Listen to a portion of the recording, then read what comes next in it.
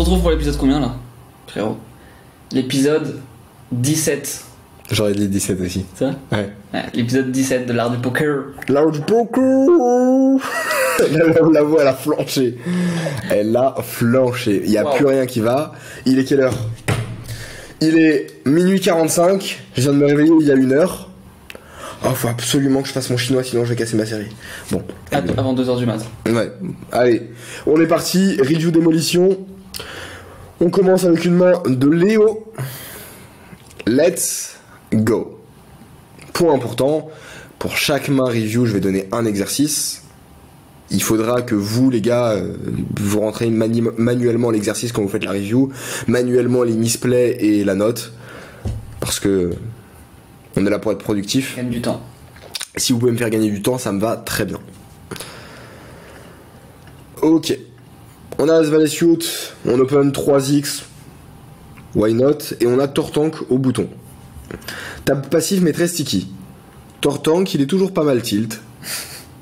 Ok. En vrai, s'il ISO pas mal, moi j'aime bien l'Impri Raise. Ouais, si le mec est chaud, je suis d'accord. Tortank, du coup, il colle avec une range très large, très bien. On se retrouve sur ce flop. Ok. Ok. Premier flunk dans ta stratégie, un plan de jeu. Je veux un plan de jeu au flop. Donc, ce que tu vas faire, c'est que ça va être ton exercice. Tu vas prendre cette situation spécifique où t'open et que le mec call. Tu vas prendre 5 boards différents. Et tu vas définir une stratégie pour chaque board en faisant un flop ZIA et en te prenant la tête sur ok, c'est quoi la stratégie optimale sur chaque flop. Tu vas en discuter avec les gars, faire un retour et tu vas mettre le loom dans le notion, comme ça j'irai checker. Là le problème c'est que tu joues les spots street par street, mais il n'y a pas de planification.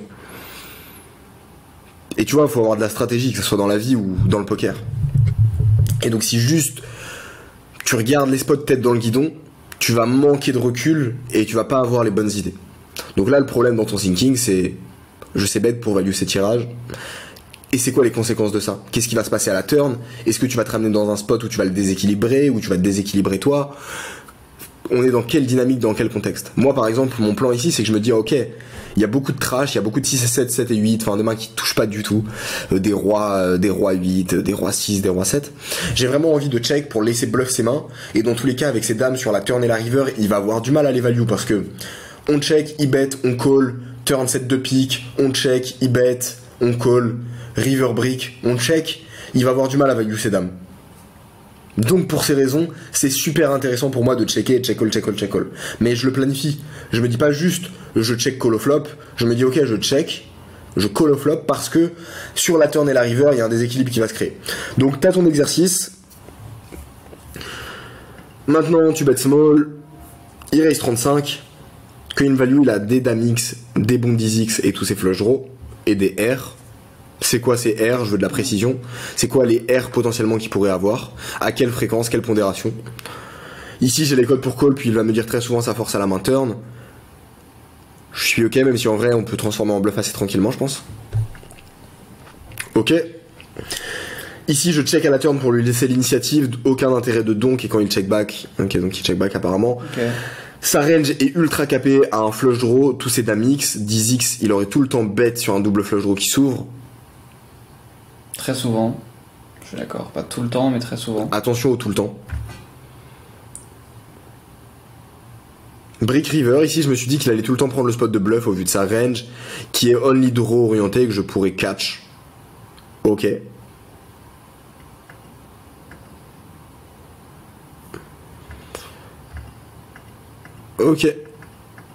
Ok. Écoute, t'as les feedbacks sur la main, qu'est-ce qu'on en pense sinon d'un point de vue purement stratégique? Moi j'ai l'impression que River, je suis pas fan du check. River, je préfère bet quelque chose comme 10-15 pour réellement que quand il va me raise beaucoup plus cher, j'ai l'impression. Ouais, je suis ok. Plutôt que check. Je suis ok. Il me semble qu'il l'a dit. Ok.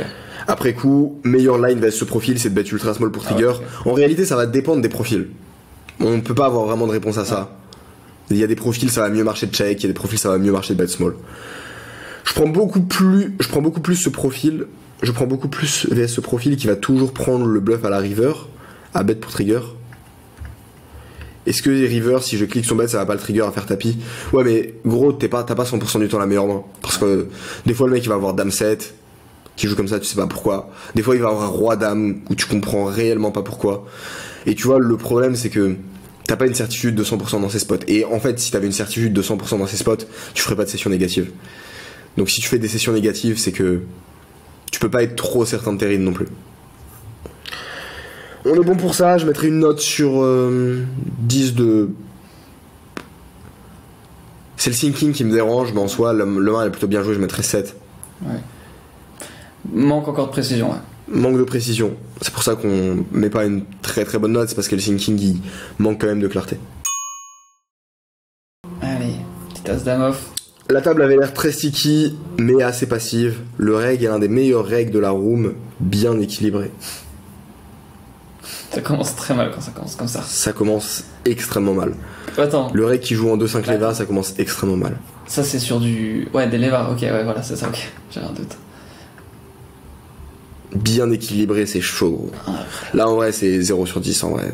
Genre, rien que pour ce sinking là, il est vraiment chaud. Il capte tellement. Il n'y a pas un mec qui va avoir un jeu équilibré. Enfin, en fait, genre, c'est juste impossible à ces limites là. Sinon, il serait pas là. Ok, t'en penses quoi, Hugo? Ici, personnellement, on est IP, on est content de faire grossir le pot. Je sais pas, j'ai pas d'infos sur les blindes, ça va dépendre des blindes, mais sans infos, je vais prendre le spot de 3 bêtes à jouer IP. Faire grossir le pot, je suis content. Ok. Roi de 2. Ah, c'est un très bon board pour. Très bon board pour notre range. Ouais. Je me retrouve en HU, ici board ultra dry, je vais check toute ma range vs lui. Hein? En vrai, ça fait. Mais... Enfin... Alors, je suis chaud de savoir pourquoi. Parce que du coup, il n'y a pas le pourquoi. Pourquoi est-ce que tu veux check toute ta range? Parce que par définition, en fait, il n'y a aucun spot où tu vas jouer toute ta range de la même manière parce que sinon ça veut dire que ton jeu il est pas du tout exploitant. Ouais. Et en plus de ça, enfin, c'est un board qui t'avantage de fou, donc même théoriquement, t'aurais pas du tout envie de le check à haute fréquence. Il n'y a pas d'intérêt. Ici, un board ultra dry, je vais check toute ma range vs lui. Pourquoi? Là en vrai, il n'y a pas de pourquoi, du coup je review juste pas la main et c'est un 0, il y a juste pas de sinking. Voilà. Go next.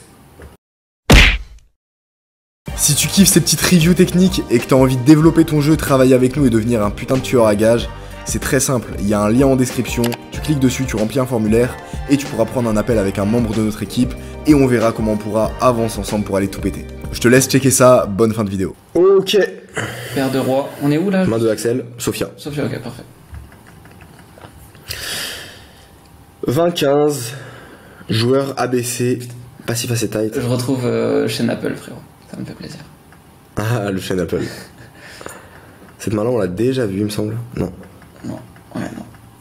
Jeune Big Tight. Ok. Hop. Limp, on ISO, ouais. On l'a déjà vu cette main. Ah ouais?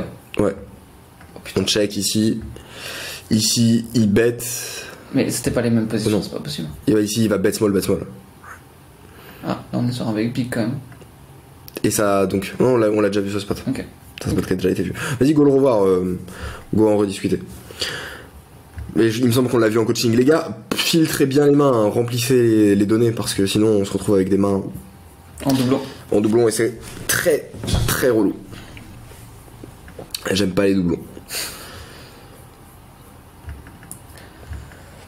Ok pour l'ISO. Ok pour l'ISO, on est call, très bien. Check. Ici il a une range de call assez tight. Ouais. Je pense que pas avoir trop de FE vs un valet contre ce type de profil. Ouais, puis dans tous les cas, si c'est un mec super tight, enfin il connecte énormément ce board. Ouais, bon dans tous les cas, check pur, on est complètement d'accord. Ouais, check. Ici, c'est vrai qu'il y a des paires plus draw, donc je suis assez ok de bet small. Là, on envoie quand même un bon gros pot, quoi. Ouais, c'est cher. Attends, ça se trouve, gros, j'ai des hallucinations, les spots, j'ai jamais vu. Elle me dit rien. Mais ça me dit quelque chose, le size d'ISO. Je sais que t'as des trucs comme ça des fois. Mais moi, pour moi, c'était pas les mêmes poses. C'est comme dans l'ascenseur. Chez les gars, j'ai des. Il y a des spales. J'ai les yeux fermés. Genre, yeux fermés. Je mets un coup. Black. Il l'a arrêté. Oh là là, c'était intense. C'était très intense. C'était fou.